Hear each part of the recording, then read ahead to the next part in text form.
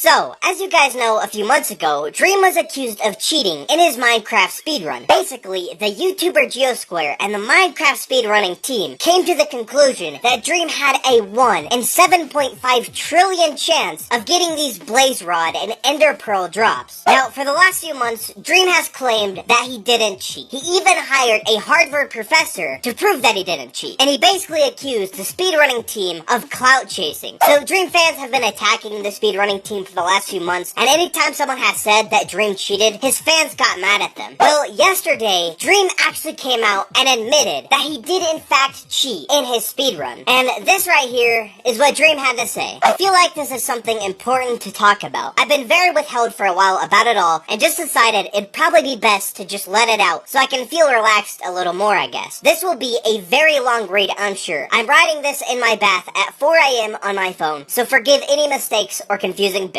Back in October/November of 2020, I, for the first time since when 1.16 had just released, I decided to try and speedrun 1.16 some to get a decent time. My goal was to get a time faster than 25 minutes, which was a good time and fairly attainable at the time for me without spending months speedrunning. We had or were just about to switch Manhunt to 1.16, and I wanted to get practice for that, and then speedrunning for a 1.15 time, because my record on 1.15 had been beaten. After running for about a week, I got a 19-minute time. That arguably could have been lower, ironically enough, due to bad luck. I started running 1.15 directly after, and a few days later, there were some suspicions involving my stream runs on 1.16. At this point, I was cooperative, but upset and confused that I was being questioned. I provided all the information that I could, and assumed that everything was fine. As chatter grew, I was confused, and the numbers didn't look to be in my favor. At this point, I reached out to the only Mojang developer that I had contact with, and talked for an hour or so about what was going on. I told him the details and was asking if there's any potential for a bug or glitch, and he told me that no, there isn't, but said some things about how banning for luck seems far-fetched and that they should improve their system. I felt a little reassured, but also angry that I was potentially being dragged for absolutely nothing. It wasn't a huge thing yet, but it still lingered in my mind, and I couldn't really think about anything other than it. As time went on and many weeks passed, I grew more and more frustrated, convinced that I was being targeted due to the fact that I was a YouTuber, and a couple of the mods, self-admitted, didn't like me at all and didn't have many kind words to say. I was an asshole and lashed out publicly, saying that the investigation was a farce and expressing how mad I was that I was being targeted and that it was taking so long, as the mods kept giving me deadlines and then missing them. This was terribly stupid of me to do. I was scared and stressed and said and did shitty things. I regret it a lot and really wish that I'd been able to keep my calm. Later that month, the speedrun team released a video and a document detailing why my 1.16 runs couldn't have been legitimate based on math and statistics. I admittedly don't know anything about math and statistics. I didn't go to college and I hated math my whole life. At this point, I felt complete fear, and I felt like I'd been publicly smeared in a way that I have no clue how to respond to. I didn't understand the math, and I didn't understand why I had been left in the dark for so long, only to have a video drop randomly, right before MCC. At this point and before, I had multiple speedrun moderators messaging me scary things about how it was a shit show, and no one could agree on things just before the release, that they were clearly biased against me, and so on. In retrospect, this may have been out of fear and wanting to be on the good side of a really big YouTuber. Or maybe they were being truthful, or a little bit of both. All I know is that it scared me a lot, feeling like everything you built might come tumbling down and there's nothing you can do about it. It's really stressful. Again, I lashed out. I tweeted about the mods being clout chasers and said a lot of really dicky things. I was pissed, I was scared, and I was being an idiot. Shortly after that, someone gave me the idea to hire a professional statistician because I know nothing about math. This calmed me down a lot and brought me back to a much healthier mindset. I googled and I ended up finding 2 professors, and I emailed them both about the situation asking for assistance. Only one of them was available to help. I was looking for help, and I told them that I didn't cheat, and that I just needed a second opinion on the math. Eventually, the professor came back with the conclusion that the mod's numbers were off by a significant margin, and that it's possible, although extremely unlikely, again, not completely understanding math, but knowing that my expert's opinion seemed to be that the mods were off. I felt vindicated and relieved. I made a video about it and expressed the professor's views. People hounded me for it, saying that the astrophysicist was fake, but the mods confirmed it was legit. I just wanted a mostly unbiased party's opinion. The mods came back with a response, correcting the professor and saying that he was off and providing reasons for why. Again, I don't understand complicated math, so I sent it directly to the professor asking for his thoughts. Later on, he came back admitting that there were mistakes in his original assessment, although he still believed theirs was off. In his rebuttal, though, he came to the conclusion that it's improbable that I didn't cheat. I felt like the right thing to do was post his findings, even though he hadn't asked me to yet. I did. I tweeted them out and replied saying that I agreed that it seemed more likely than not that I had cheated. I didn't say anything more than that. Funnily enough, he actually emailed me a day or two later saying I needed to post his findings or he will, semi-threateningly, but not in a mean way. And I responded that I already had before he even asked. At this point, I was lost, and I was fairly confused about the whole thing, wondering what the other options were and exploring the possibilities. As much as I was confident that I didn't cheat, I had never explored the option that I possibly did. Due to the way I reacted to the mods and perceived everything going on, I was convinced that they were out to get me. I tunnel visioned and was paranoid and didn't think straight. I had plenty of valid reasons to believe that they weren't impartial, and had the mod team and I been completely friendly from the beginning, I believe it would have gotten to the point that it did. After considering this, I ended up finding that I had actually been using a disallowed modification during 6 of my live streams on Twitch. At the time, we were just starting to record videos on 1.16, and we just hired a developer to help with coding mods for videos, because me and George had no experience with mods, only plugins. One of the mods that they were working on was an overall recording mod that I have used in every video with updates and improvements since around the speedrunning controversy. You may notice it in my videos due to F3 being small, or particles being reduced, or recently on my streams, things like the background being a custom or Dream server option, and plenty of other features and improvements. In our challenge videos before 1.16, we always increase the Enderman spawn rates and pearl drop rates out of convenience, and we've mentioned that openly before. It makes the videos better because we don't spend hours looking for pearls or spend so much time farming blaze rods. A totally RNG thing, mostly pearls. When 1.16 came out, it was more complicated to increase piglin trades than it was to do Enderman pearl drops. A server-side plugin was made for our videos that slightly increases the rates. Around this time is when the first versions of the recording mod was being made, although it was more of a chat mod at this point. I had considered at the time that this potentially could have been a problem, but brushed it off because 1. Server-side and client-side are completely different, and as far as I was aware, nothing had been done client-side. 2. As far as I knew, it was just basically a chat mod so far. And 3. I was 99% sure that I didn't even have the recording mod on, which was backed up by the Fabric API logs saying that only the Fabric API was loaded. Although I found out later, it only lists things that explicitly asked to be listed, which I had no idea. This was mentioned in my response video, and ended up thinking that it's basically the only explanation after the professor came back with what he did. I talked with the developer and ended up finding out that when working on the mod stuff, he had added the same improvements from our challenge servers to the client-side mod so that they would work in single player for videos like the shot color video or other single player mod videos. This was only in an early rendition of the mod and was removed because the developer realized those type of videos can just be done on a PC hosted server. This actually included a couple other things that weren't mentioned at all during the controversy, much as far as I'm aware. Ender Eyes had a low chance of breaking when thrown, and Endermen dropped pearls at a much higher percentage. I don't think I killed my Endermen, so this wasn't noticeable, similar to the eyes. When I realized this, I felt an extreme sense of guilt, and I took down my response video, not believing in what I said in the video at all anymore. This was a couple months ago at this point, I believe. When the drama first started, I cared more about defending myself and being right than about figuring out what was actually going on, and I shot myself in the foot by doing it. I felt really terrible for the mods because I dragged them through the mud, even though they were mostly right. I still feel as though the mod team was extremely unprofessional when dealing with it, but they're a group of volunteers just trying to do their job, and in their eyes, I was some cheating sob YouTuber who didn't care at all. Maybe in their position, I would have treated me the same. I was an asshole back to them, which didn't help at all either. I reflected a lot about the entire thing and had a lot of regrets about just the first few days after the runs. What if they had asked for my mod sooner? What if I had realized sooner? What if I hadn't had a history with a couple of the mods? Maybe I wouldn't have jumped straight to them being out to get me. Further past that, what if I could have controlled my emotions and not blown the whole thing out of proportion? I can't live by what ifs though, so I was just left with what I had. I debated live streaming or making a video about it, but the drama had basically already passed, and I was worried about rekindling the fire when I had already gone through basically a couple months straight of absolutely being shit on by anyone that didn't think of me favorably, and the mods had gone through weeks of torture, I'm sure too. I figured it's out of the way, and it would be a story I would tell in a few years when no one really cared. I told a couple people, I just felt like the community had been through enough drama and that it was pointless. I didn't want to be the center of controversy for the 100th time. It was a shitty and unfortunate situation where I felt like I couldn't defend myself anymore in good faith without feeling bad, but I also didn't have any intention of cheating. Since the speedrun controversy, there's been some animosity between me and the mods, and I feel like their relationship only got worse. They declined my donations from the controversy video, got into drama a couple times with me and my community on Twitter, don't want to go into specifics, and a month or so ago added me to a chat questioning me about my previous 1.50 runs from around a year ago. They saw a suspicious black box and they thought meant a splice, but it turned out to be a YouTube setting on their end that they realized, and they had some other random questions as well. This was resolved fairly maturely, I believe, and I haven't talked to them since. Yesterday, around MCC, the mods made made the decision to remove my old runs due to suspicions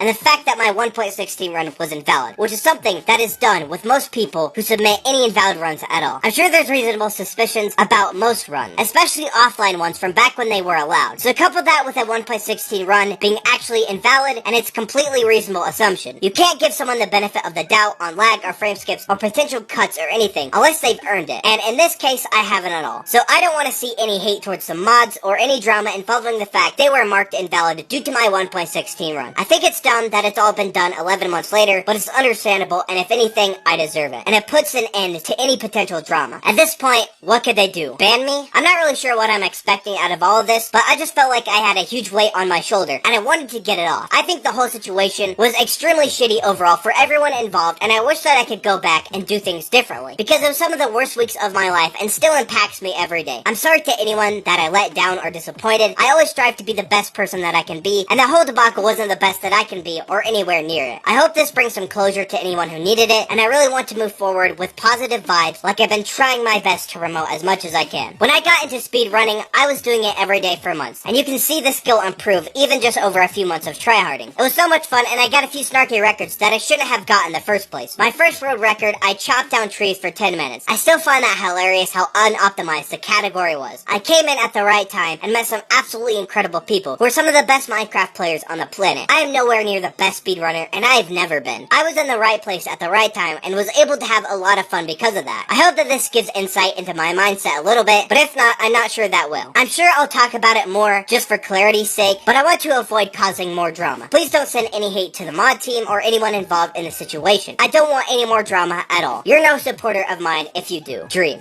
It was an accident and people makes mistake. He's one of us. He's a Minecraft YouTuber who struggled to the top.